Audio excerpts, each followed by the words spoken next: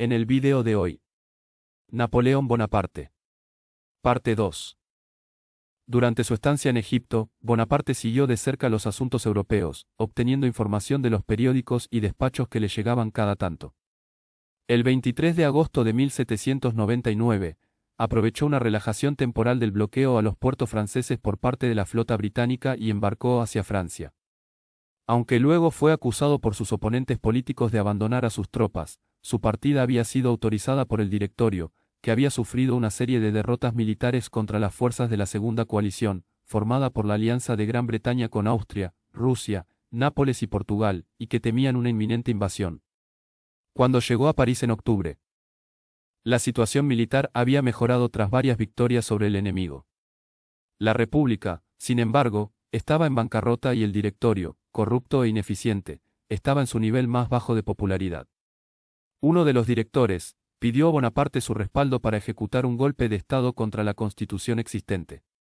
El 9 de noviembre o 18 de Brumario, en el calendario revolucionario francés y también durante el día siguiente, tropas dirigidas por Napoleón tomaron el control y dispersaron a los consejos legislativos, redactaron la Constitución del año 8, lo que aseguraba la elección como primer cónsul de Napoleón.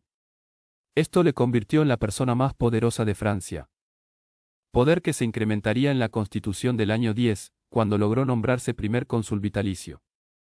Bonaparte instituyó diversas e importantes reformas, incluyendo la centralización de la administración de los departamentos, la educación superior, un nuevo código tributario, un banco central, nuevas leyes y un sistema de carreteras y cloacas. En 1801 negoció con la Santa Sede un concordato, buscando la reconciliación entre el pueblo católico y su régimen. Durante 1804 se dictó el Código Civil, también conocido como Código Napoleónico, que consistió en la redacción de un cuerpo único que unificara las leyes civiles francesas. El código fue preparado por comités de expertos legales. Bonaparte, sin embargo, participaba en las sesiones del Consejo de Estado donde se revisaban las propuestas de leyes. Este código influyó de manera trascendental en el mundo jurídico, y fue la piedra angular del proceso de codificación. Otras normas dictadas durante la regencia de Napoleón fueron el Código Penal de 1810 y el Código de Comercio de 1807. En 1808 fue promulgado el Código de Instrucción Criminal, que establecía reglas y procedimientos judiciales precisos en esta materia. Si bien los estándares modernos consideran que dichos procedimientos favorecían a la parte acusadora, cuando fueron promulgados era intención de los legisladores resguardar las libertades personales y remediar los abusos en los tribunales europeos. Bonaparte trató de restaurar la ley y el orden después de los excesos causados por la revolución al tiempo que reformaba la administración del Estado.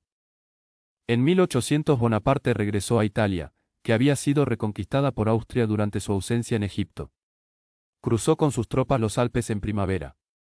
Al principio la campaña no fue muy bien, pero más adelante propinó una rotunda derrota a los austríacos, la cual llevó a la firma de un armisticio.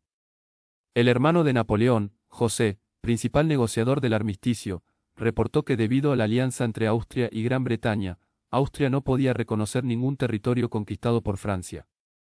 Las negociaciones se volvieron más y más erráticas hasta que Bonaparte ordenó al general Moreau atacar a Austria nuevamente. Moreau llevó al ejército francés a la victoria de Hohenlinden y finalmente el armisticio fue firmado en Luneville en febrero de 1801. Bajo el cual se reafirmaba a Francia su dominio sobre los territorios ocupados en el Tratado de Campoformio. Los británicos también firmaron un acuerdo de paz mediante el Tratado de Amiens en marzo de 1802, por el cual Malta pasó a ser territorio francés. En 1803, el ejército de Bonaparte fue derrotado en Santo Domingo, combinándose la fiebre amarilla con la tenaz resistencia de Toussaint Louverture. Ante el escenario de indefensión de las posesiones francesas en Norteamérica, Napoleón decide la venta de Luisiana. En 1802, otra constitución dictada por Napoleón otorgó carácter vitalicio a su consulado y sirvió como preámbulo para su autoproclamación como monarca del primer imperio francés. Apoyado por buena parte de la aristocracia, en una ceremonia realizada en la Catedral Notre Dame de París, y ante la presencia del Papa Pío VII, Napoleón se coronó a sí mismo. La ceremonia estaba acordada con el Papa en forma anticipada, aunque se avisó al Papa del acto de la autocoronación según se acercaba a la ceremonia. A pesar de que el emperador procuraba la paz interna y externa, enviando cartas con proposiciones de paz a los gobiernos que habían conformado la coalición, estaba claro que el Reino Unido no deseaba la paz a menos que fuera bajo sus propios términos. Tras el interludio de paz de Amiens, a partir de 1805 empezaría la fase más intensa de las guerras napoleónicas. En este periodo los monarcas europeos no se cansarían de hacer la guerra al Imperio francés por varias razones. Los nexos de familia que tenían Austria y España con la derrocada dinastía de Borbón. El temor que les inspiraba la figura de Napoleón. Los generosos sobornos económicos que ofrecía Gran Bretaña a Europa a cambio de que aportaran sus soldados para la cruzada antinapoleónica. Y la rivalidad comercial militar entre los británicos y franceses. Contra la voluntad de todo el continente, Gran Bretaña reanudó la guerra naval con Francia en abril de 1803. Hasta 1805 Napoleón solo tuvo que batallar contra los británicos. En este año, Rusia, Suecia, Austria y Nápoles se unieron a Gran Bretaña en la Tercera Coalición.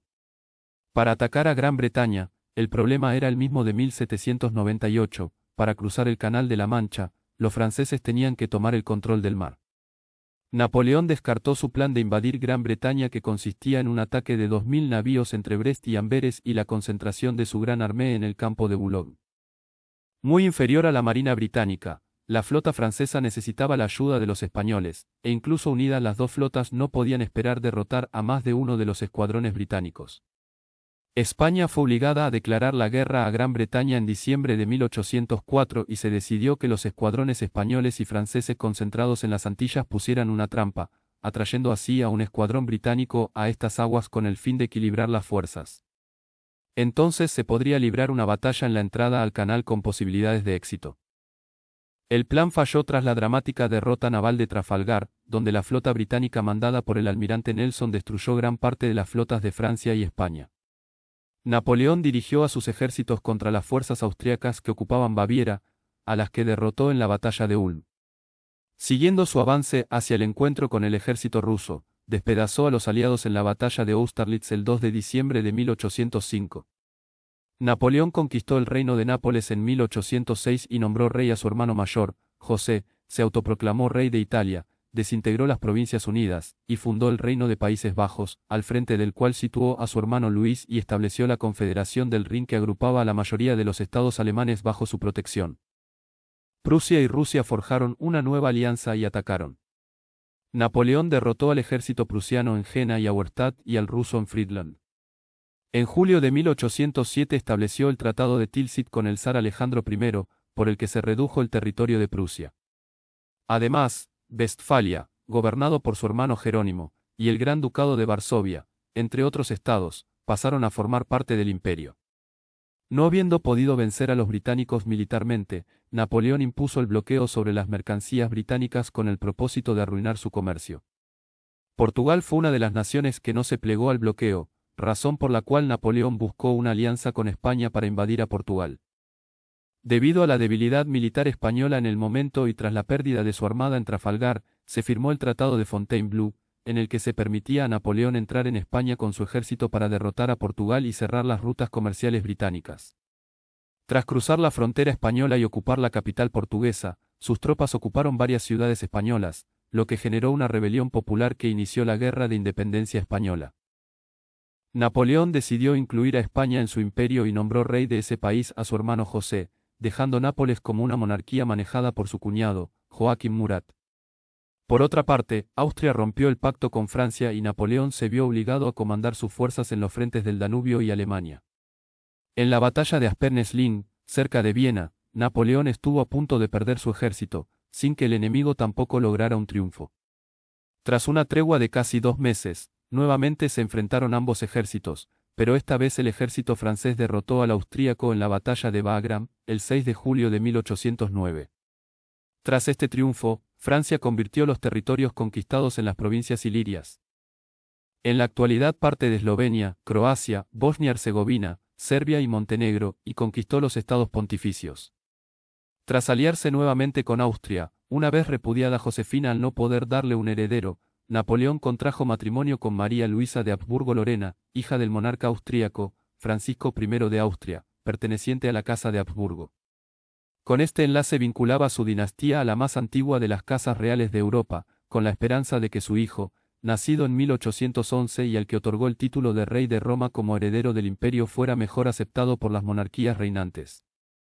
El imperio alcanzó su máxima amplitud en 1810 con la incorporación de Bremen, Lübeck y otros territorios del norte de Alemania, así como con el Reino de Países Bajos, después de obligar a abdicar a su hermano, que había adoptado el título de Luis I Bonaparte.